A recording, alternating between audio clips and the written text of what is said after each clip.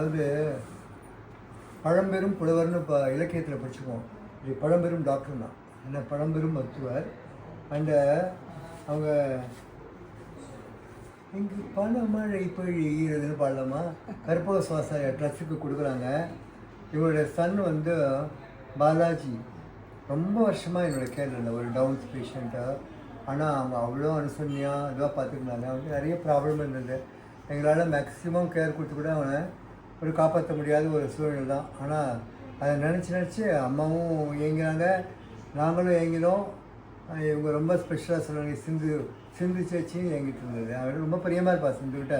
அவன் எவ்வளோ முடியாமல் வந்தாலும் சிரித்து பேசிட்டு தான் போவான். இங்கே வந்தால் சிரிப்பான். இல்லைம்மா நீங்கள் சொல்லுங்கள், நான் சொல்லக்கூடாது, டாக்டர் பேஷண்ட் தான் சொல்லணும்.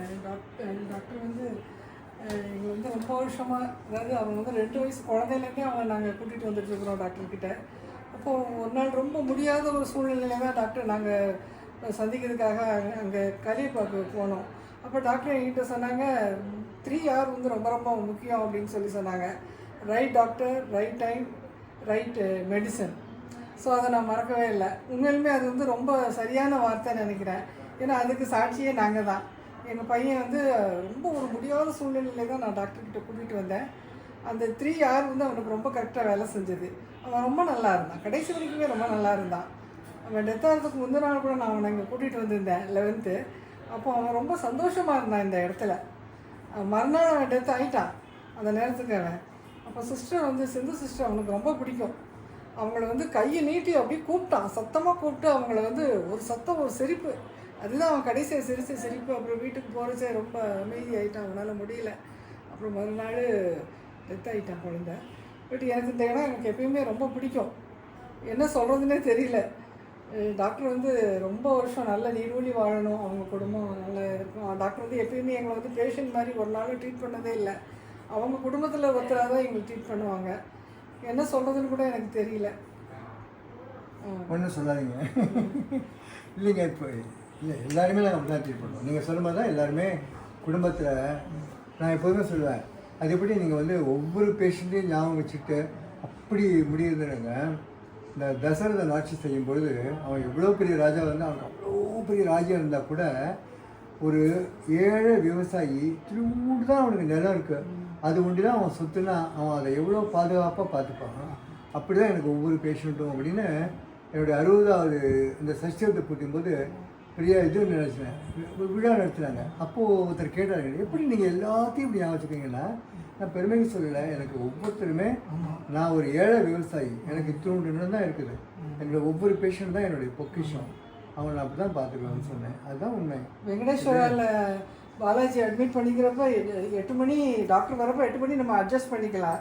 கன் டைம் மாதிரி, ரயில்வே டைம் மாதிரி கரெக்டாக 8 மணிக்கு வெங்கடேஸ்வராவுக்கு வருவாங்க. ரொம்ப ஒரு என்ன சொல்கிறதுன்னு கூட தெரியல. அதாவது சில அப்போ அந்த டைம்லலாம் டாக்டர் வந்து அப்பப்போ வெளிநாடு போவாங்க 1 மாதம் 3 மாதம். அப்போ தன்னுடைய பேஷண்ட்ஸ் வந்து கஷ்டப்படக்கூடாதுன்னு சொல்லிட்டு அதுக்கு மாற்றி யாரை போய் பார்க்கணுன்னு அதுக்கு அரேஞ்ச் பண்ணிட்டு தான் டாக்டர் இவங்க இல்லை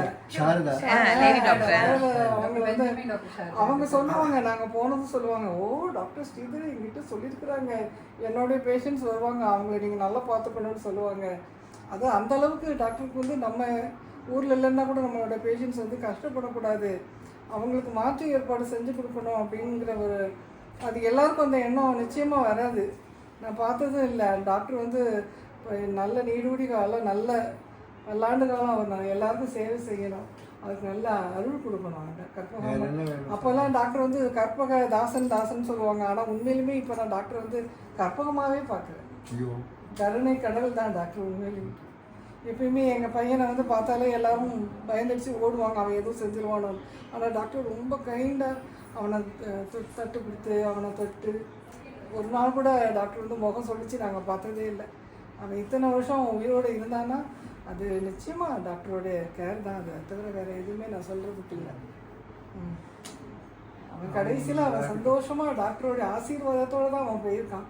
டாக்டர் அன்றைக்கி அவனுக்கு வந்து திருநீருக்கு குங்குமம் வச்சு விட்டாங்க. நாங்கள் கூட அன்றைக்கி வைக்கவே இல்லை. அன்றைக்கி வந்து சனி பிரதோஷம் டாக்டர் ரொம்ப முடியாது இருந்ததுனால எங்களுக்கு என்ன செய்யறதுனே தெரியாத ஒரு மன குழப்பத்தில் இருந்தோம்.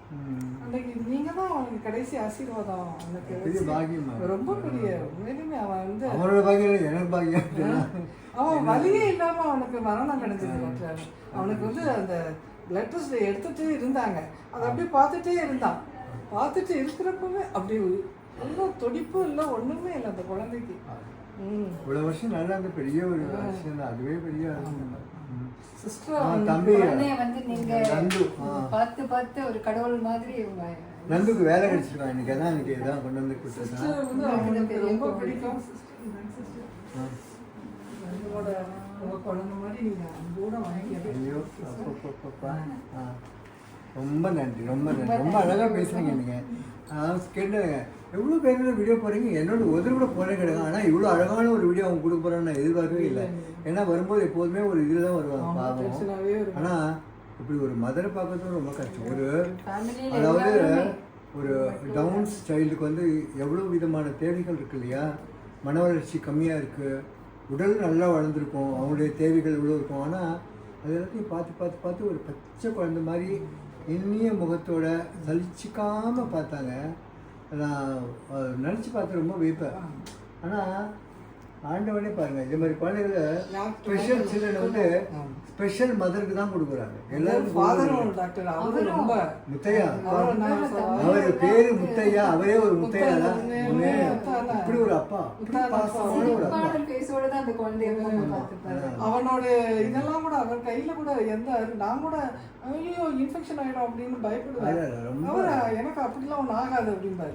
அதான் சொல்றேனே, கடவுள் வந்து கரெக்டாக யார் யாருக்கு எந்த அம்மாட்ட போகணும், எந்த அப்பாட்ட போகணும், எந்த டாக்டர்கிட்ட போகணும்னு கூட டிசைட் பண்ணி, எந்த சிஸ்டர்கிட்ட வரணும்னு கூட டிசைட் பண்ணுறாங்க. Right doctor, right time, right medicine. அது என்ன சொல்லுது, சொன்னீங்க எனக்கு சொன்னது எனக்கே ஞாபகம் இல்லை, நீ ஞாபகம் இல்லை. வச்சு நீங்க சொன்னது எனக்கு அது உண்மைதானம்மா. தேங்க்யூ. இது